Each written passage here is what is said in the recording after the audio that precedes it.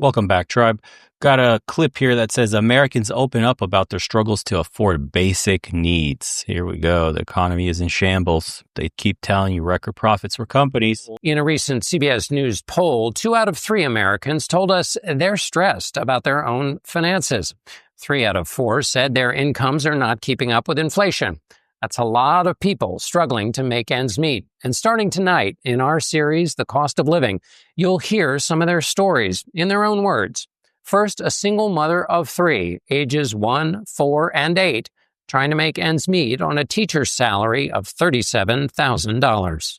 Sweet, we're ready to rock. My name is Michelle Boisjoli. I am 37 years old. I am a teacher in St. Louis County, Minnesota. Since the price of eggs, bacon has gone up, we've done a lot more cereal. Eat it with your spoon. Jeez, Louise, America, you can't afford actual food. You got to feed your kids slop full of dyes and processed carbs. That kid's practically eating colored cardboard. Do the politicians talk about this stuff? What's dominating the news cycle right now? What we're going to do with Iran. Are we going to enter a war with Iran? We're going to spend more money, send more money to Israel to defend themselves. What about the money an average American family needs? What about subsidize? Instead of billions we send overseas to Ukraine and to everybody. Everybody was subsidizing the world. Why don't we send Americans a stipend, a check to subsidize them so they could actually buy some meat, some milk, some eggs to actually feed that kid instead of cardboard dyed with colors? That's wild, right? We could solve every American's problems with the amount of money we send overseas. We got to stay safe in the car, right? I've had to take on a second job just because everything has gotten so expensive. You're a teacher, Hey, baby girl. I've been a teacher since about 2008. I love my brown shoes. I love my brown shoes. It's definitely not something that people go into for the money. They go into it because they love it, which is why so many of us do have to work 2 jobs to make ends meet. But it takes multiple incomes to survive in this economy. I just left work and now I am going to go door dashing for a couple hours. It looks like our first delivery, we have to go to Burger King. Thank you. So this first one is $4.50 guaranteed, and then sometimes we get tips. I always grew up thinking about the stereotypical American dream where you own a house and you have a yard to play in. And I think that dream is dying. I try to make every dollar count. A lot of the time, I'll just wait to feed myself until the end and then just eat whatever leftovers. This is a teacher, guys. What are we doing? She's on a $37,000 salary. The fuck is happening in the United States? You have to DoorDash as a teacher. You went to school for this. These are the people, the backbone, teaching our next generation. The system is fucking awful. From our healthcare to jobs like this, the fire department, the police, all this shit is terrible. The teachers are the lowest paid, of course, but they're the ones that have some of the most massive impact. We don't take care of our own. We have money, oodles of it, buckets, pallets, loads by the ships. We ship it overseas to pay for other people's shit. And what do we get in return? Dragged into wars while our own go starving. Is this fair that you went to school, got a 4-year degree, you're excited about teaching children, you're probably good with kids. It's a normal person, man. You think she gives a fuck about the Houthis? You think she cares about Iran or Israel? You think she cares about Ukraine and Russia and all this shit going on in foreign lands? All the regime changes that we're going through? That we're trying to institute? China's an enemy. Latin America, all that shit. We need, American hegemony. What does she care? She has a salary of $37,000, can hardly feed her kids, has to go hungry and wait and feed them dyed cardboard and doesn't, I hope she has good health care considering she's a teacher, something state funded. And even that is garbage. This is the state of our society. And they got us fighting amongst one another, Democrats, Republicans, conservatives, liberals, progressives and traditionalists. And, you got Marxists this, communist that. There's labels for everything today. But an average person is fucking starving and went to school to teach children. And their reward is, I have to eat last. We don't have a problem with that.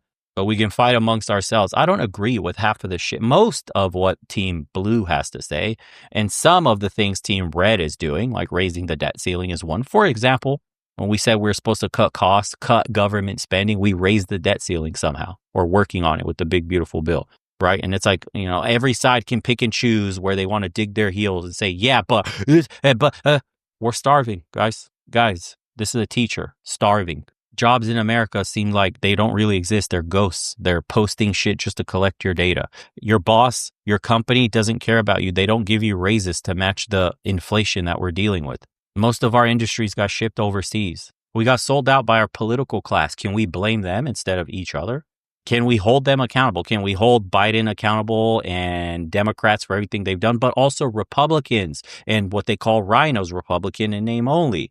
The neocons, neoconservatives, the neoliberals, these people that want to fund mega corporations, that want to give Palantir access to all our information, that want to make databases on every single American so comprehensive that they could stop you dead in your tracks when you speak up. Things like this is what matters. Can we get lobbying out of politics? Can we stop having people represent us that take boatloads of money from special interests? Can we really have that discussion? Me and you, me politically homeless, you a conservative, and you over there a Democrat, and you over there a liberal, and you a Republican. Can we all just sit at the table and go, we're not invited to the discussion? Our votes only go to pick somebody that's popular on paper, but the way they got voted in was through campaign funds, which they owe these people like Miriam Adelson donated. Can you imagine a sum of $100 million to Trump's campaign? You think she has no say in foreign policy? She has no say in the policy whatsoever that Donald Trump may be instituted or influence, right? That's what it's called. They call it influence. Who has more influence? The person who donates $100 million or me and you and our 6-7 votes combined? Think about it, man. Isn't that disgusting that a system like that exists where somebody can hand over money to somebody else in exchange for influence back? They call that corruption. We call it lobbying. That's okay? Excuse me for the tirade, but I see everyday life of ordinary Americans and people around the world in the Western countries go to shit while we fight each other over whose messaging is correct and what policies. But it's the people instituting the policies, and every time they get voted in, they only institute the policies of the money that they were given by the influential people they're serving. Can we agree that the whole system is corrupt? As an American, I'd like to say F the Dems and the Republicans. F the so-called populists, F them all, unless they vote independent or create a third party. It seems like we're screwed and we're getting much of the same thing. Can we vote in somebody who hasn't taken a single penny from any governments, foreign, any corporations, domestic or foreign, any influential people, domestic or foreign? Can we please have a man of the people truly who's on the campaign trail by just going from town to town and speaking to people, and his only donations come from the people? Literally track all those, no super PACs, no dark money, no 8-packs, none of that. Can we have that? That's all we're asking. Your life will get worse 4 years from now. I guarantee it. Whether it's a Republican or a Democrat, your life will be worse 8 years from now. I guarantee it. And your life will be worse 10 to 16 to 20 years from now. This country will not turn around until we remove money and foreign influence out of politics. I guarantee you. So yes, vote for your next guy coming up. Vote for that next guy coming up. There's 2 ways this changes. Actually, there is one. We have historical precedent. I'm not going to get into it in this episode. I'll get fucking demonetized to talk about shit like that. It's the power of the sword. It's a good 7 touch. Put your cute little bib on. A lot of the people making the decisions for us are wealthy, don't know what it's like to work 2 jobs, don't know what it's like to have to pay for gas with quarters, and yet they're making the decisions for us. If they knew a little bit about the average person who is fighting every day to make ends meet, I think that maybe they would make decisions that were actually helpful for the average person. Good night, sister. Come here. Here's the latest on inflation. The government reported today that in the past 12 months, prices rose just under 2.5%. In our special series, The Cost of Living, Americans are sharing their struggles to make ends meet. Tonight, a rookie cop in Connecticut married, 3 kids, household income $120,000, and looking to buy a house. This is his story in his own words. He probably can't afford it. My name is Anthony Bartolini. I'm a police officer in Waterbury, Connecticut. I'm 29 years old. I've been a police officer about a year. Let's go. But every day is a struggle for me too. If I still have to worry about my next paycheck, where my next meal is coming from, I'm just like anybody else out there. Good morning. It's Officer Bartolini. I'm patrolling streets because you want to make sure that if you see something, you can do something about it. Like what? So I've been looking at houses pretty much every day. I wanted to buy one for a few years.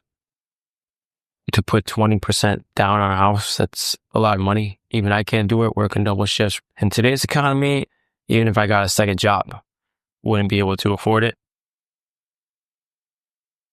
How was your day? Good. My wife, Sarah, and I were waiting for our daughter to get off the bus. We'll eat something real fast, then we'll go look at a couple homes. Oh, there's a bone in here? There is, yes. There's a bone, yep. We've been having trouble finding the right home because the bigger the house you want, the more expensive it gets. And we need the room for the family, the dogs. They need a yard to run around in. Turn right on George Street. I like the neighborhood. Seems quiet.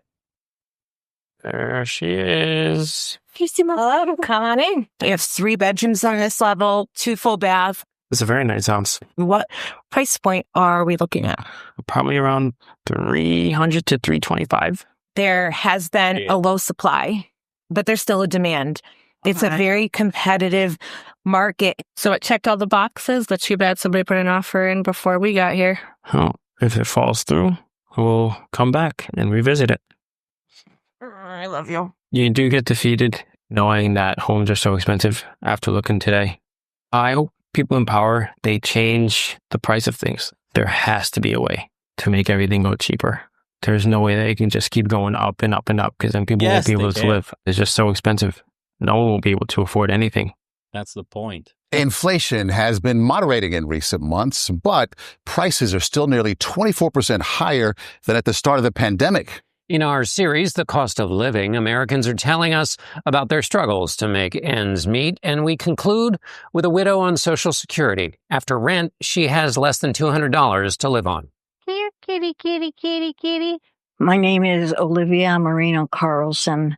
I'm 70 years old. I live in Santa Fe, New Mexico. I cannot afford to retire.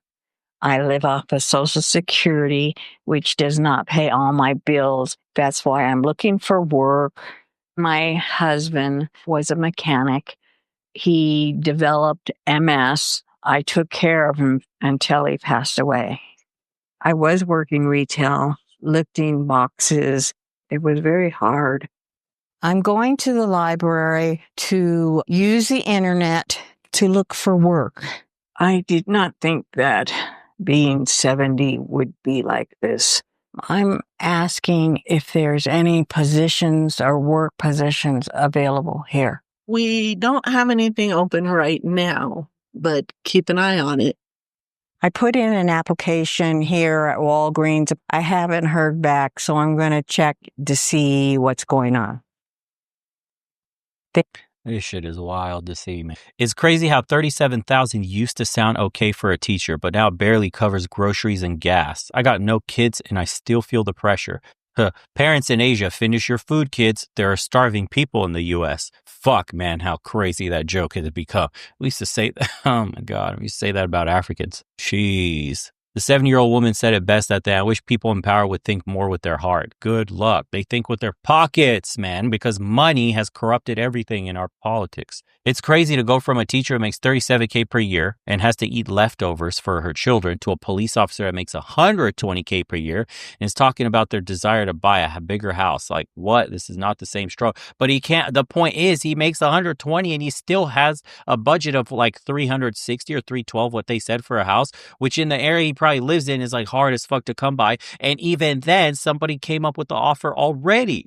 So they're hoping the deal falls through to maybe get into that house. Shit. And this is the division I tell you about. Because some people will make $37K and then they'll hear some people make $120K and they'll say, oh, what the hell does that guy have to complain about? He's trying to provide for his family. He has kids. and 2 animals, and you used to be on 120 absolutely solid and afford everything life, would demand of you. But now 120 doesn't cut it. Asterisk, depending on the area you live in. Where do you think he gets the 120K salary? In a high cost of living area. If he moved and got the same job in bumfuck Tennessee somewhere in the middle of nowhere, you think they're paying him 120? No, he'll probably be making 40K a year as a cop there. And it would be the same struggle. But because the people see 37 versus 120, automatically the crab in a bucket. This is what I mean. We attack each other. You see it right there. Immediately attacking. Oh, he makes 120 a year. He shouldn't be complaining about nothing because the mentality is if I earned 120 in my area, I'd be living like a king. Yeah, and if you'd live in his area making 120, you'd live like a fucking bum also. But that's how they have. We're so starving, man. We have nothing. The average person is on the fucking edge that they're literally lashing out at their own people. Anybody that seems to be doing even remotely better than you in any semblance whatsoever. That's why they keep passing these laws that make life hell for you, because we keep getting divided more and more. We're attacking each other instead of them. 70 years old, can barely walk, forced to look for work. Life is cruel. Took care of her husband until he died. This is what she's left with. Imagine leaving your wife in that state. Fuck, man. They don't care and would watch you starve homeless in the street before giving up even 1% of their profits. That's somebody who knows what the fuck the real problem is. And people scratch their heads and wonder why the marriage and childbirth rates are plunging like a boulder off a skyscraper. This country has little right to call itself great, not with these conditions. No pensions, no affordable medical, no jobs that pay a living wage. Wow, aren't corporations such a good thing? Wages have not kept up with the cost of living for decades. The billionaires who influence politics and campaigns don't give a damn about the working poor. The working class's only purpose is to make the rich even richer. Do you know that this is the reason why communism started existing? Why socialism became a thing? You know why these Marxist ideologies, all this is what happens when you take this to an extreme. When capitalism, it's not even capitalism. We're like, we have corporate welfare state because too big to fail is even a vernacular in the United States. Imagine thinking that and calling yourself a capitalist society in the truest sense of the word. No, we're a socialized welfare state for corporations. That's what we are. We bail out big companies at the expense of the little guy. With taxpayer funded money, we bail out companies that cannot be competitive or do bad things. We don't live in a capitalist society, okay? And the reason why socialism, why communism seems to be making a real big comeback, like communist policies and shit like that, are making such a big comeback or in vogue to talk about. I'm seeing people with the fucking hammer and sickle and shit posted everywhere or talking about it, is because of the inequality by this system. Can you imagine what this was like in the 1920s and 30s? World War II, pre-World War II societies. Can you imagine what this shit was like? Why people were talking about, why the workers in the mines, in the factories were standing up saying, we want more, because they were being abused. They didn't have jobs. They didn't have futures. And they banded together and formed unions and all the shit. There's the reason why you have an 8-hour work week and a lunch break is because of those unions, because of the workers in the mines that were being absolutely used. Their bodies torn to shreds in toxic gases and horrendous conditions. Those people were being abused for profit to the very few that it was funneling. They banded together. This is people banding together, but they're too distracted by technology, by social media, by attacking each other. Back then, the little man in the factory at least looked at each other and goes, wow, we're all in here fucked. While the big boss walks through fat with his fucking monocle and just counting all the big bucks off of our production. That's the conversation they don't want you to have. Why do you think they try so hard to propagandize you at Walmart? Union's bad. Or Starbucks, when they unionize a Starbucks, they fucking close it down. Shit like that. Think about it, man. History repeats. People wouldn't be talking about socialism. They wouldn't be talking about communism or Marxist bullshit is all in vogue with all these little rich kids and even whatever the poor are being dragged into the middle class because the system's broken. If it worked, none of this would be a conversation. If we had a society that was functioning and wasn't corrupt by money, this stupid discussion, like it seems like we're just headed towards a World War III type setup again, eventually, or people are going to revolt as some form of civil war or something. Will there be another world war, a battle of economics, right? It's the capitalists versus the communists versus the fascists. Is that really what we're going to be basically boiled down to again? God, man, do we not learn? Fucking insane. Again, look, like, do you think the system works? This guy said one way to stop this is to prevent corporations from buying massive amounts of property. Why is the property market inflated? Because corporations were investing ham over fist, buying them 20% plus 10% plus in cash, what the asking price was. Now they're sitting on a bunch of properties with sky high rents that they've instituted. Where is your government helping you? Why are corporations allowed to buy up family homes? Doesn't it sound like that should be banned? Like Wall Street should be banned. Hedge funds and shit like this, like they should, private equity. Why are you allowed to purchase family homes? Considering we have a population crisis on the horizon, nobody's having children. The Ponzi scheme is going to collapse on itself. And yet nobody asked the question, or let me just say it this way. Many people have asked this question. Whether you voted Democrat or Republican, for example, in the United States, why are they allowed so many Airbnbs of houses that could honestly have been on the market for people to live in? What do you think the effect of Airbnb and private equity have had on the housing costs for both rent and purchasing for the average family that's looking to lay down roots and maybe do family planning? Think about it, man. Until we start literally linking up together with that lib, the shit lib, and the conservative, and the whatever fucking names you want to give them, until you start linking together and you both look up at the people that are paying by the millions, your politicians that are getting voted in, until you start to do that, your lives will get worse. Both of your lives, no matter who gets voted in.